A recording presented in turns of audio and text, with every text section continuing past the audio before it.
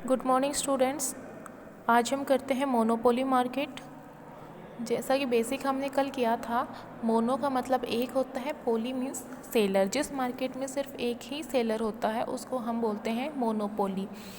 Meaning देखिएगा, the market in which there is a single seller of product with no close substitute.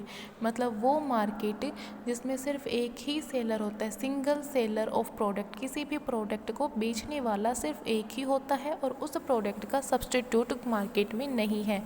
Substitute means, substitute का मतलब होता है कोई भी ऐसा गुड्स नहीं है जिसकी जगह पर हम किसी दूसरे का यूज कर सकते हैं।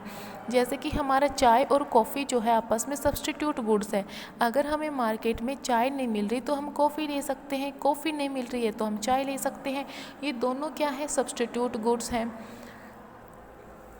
तो ये क्या हो गया कि वो प्रोडक्ट जिसको बेचने वाला मार्केट में एक ही होता है और उस प्रोडक्ट का कोई सब्सटीट्यूट गुड्स भी नहीं होता है, तो वो मार्केट हमारा मोनोपोली मार्केट होता है।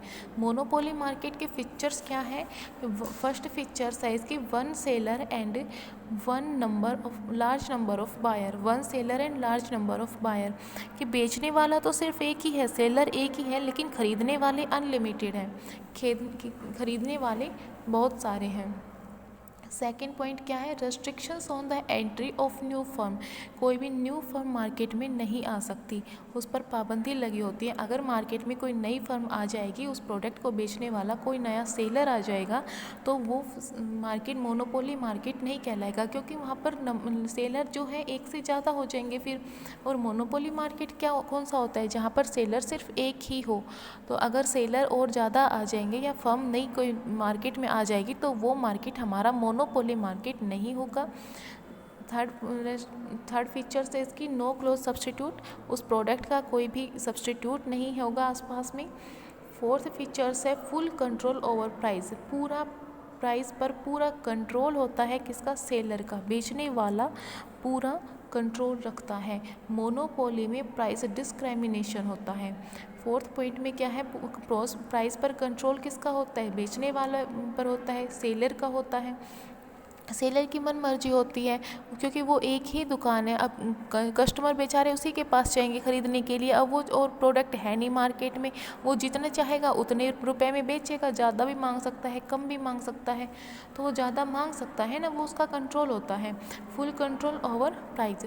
और फिफ्थ पॉइंट क्या है कि प्राइस डिस्क्रिमिनेशन। ये भी यही कहता है, डिस्क्रिमिनेशन का मतलब होता है भेदभाव करना, कि वो प्राइस में, कीमत में भेदभाव कर सकता है। मान लो किसी एक कस्टमर से उसने प्रोडक्ट महंगा दे दिया, वही प्रोडक्ट किसी दूसरे बंदे से सस्ता दे दिया, तो ये क्या होता है? Price discrimination. तो ये क्या है? नीचे डायग्राम देखिएगा। डायग्राम में हमने डिमांड कर्व शो कर रखा है अंडर मोनोपोली। मोनोपोली में क्या होता है? जब प्राइस, हमारी डिमांड कर्व और प्राइस का रिलेशन क्या होता है? नेगेटिव होता है। जैसे जैसे किसी भी चीज़ के प्राइस बढ़ते जाएंगे, उसकी डिमांड कम होती जाएगी। अब प्राइस देखिएगा, यहाँ पर P है, तो डिमांड हमारी क्या है? जब प्राइस हमारी P है तो डिमांड क्या है? जब प्राइस बढ़ करके मान लो P1 हो गई तो डिमांड कम हो गई, कम होकर क्या 1 हो गई। इसलिए डिमांड कर्व जो है हमारा डाउनवर्ड है, डाउनवर्ड स्लोप का है डिमांड का। ओके, तो ये था हमारा मोनोपोली मार्केट। अब मोनोपोली मार्केट क्यों होता है? मोनोपोली मार्केट का स्ट्रक्चर कैसे होता है, मतलब बनता कैसे है? कोई एक ही सेलर कैसे हो सकता है? किसी चीज़ को बेचने वाला मार्केट में एक बंदा तो हो नहीं सकता, ये कैसे बन सकता है? तो ये देखिएगा, how does a monopoly market structure arise, कि मोनोपोली मार्केट स्ट्रक्चर कैसे बन सकता है। देखिएगा, फर्स्ट पॉइंट क्या है? Government licence. कोई भी बंदा है वो गवर्नमेंट से लाइसेंस ले सकता है कि ये चीज़, जैसे कि कुछ भी चीज़ है, केमिकल्स वगैरह है जो हार्मफुल होते हैं, नॉर्मली वो लेते हैं, वो गवर्नमेंट से लाइसेंस लेते हैं कि उसने लाइसेंस ले लिया, तो वो एक ही बंदा जिसने लाइसेंस लिया है वो ही उस दुकान को, उस प्रोडक्ट को बेच सकता है, उस दुकान को चला सकता है, वो ही उस केमिकल को बेच सकता है।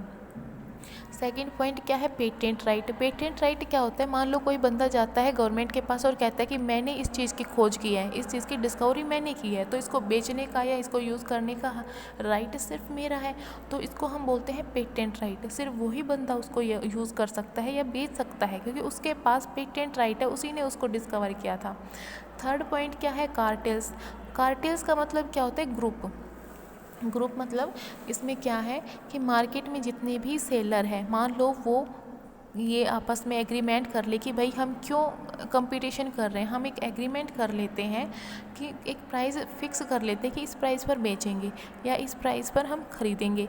जब इस प्राइस पर हम बेचेंगे, उन सभी सेलर्स ने एग्रीमेंट कर लिया, अपना एक ग्रुप बना लिया, उसको हम बोलते हैं एग्रीमेंट्स, क्योंकि उनके बीच में एग्रीमेंट हो गया, वो भी एक मोनोपोली की तरह ही हो गया, सभी मिलकर के एक ही प्राइस पर बेचेंगे।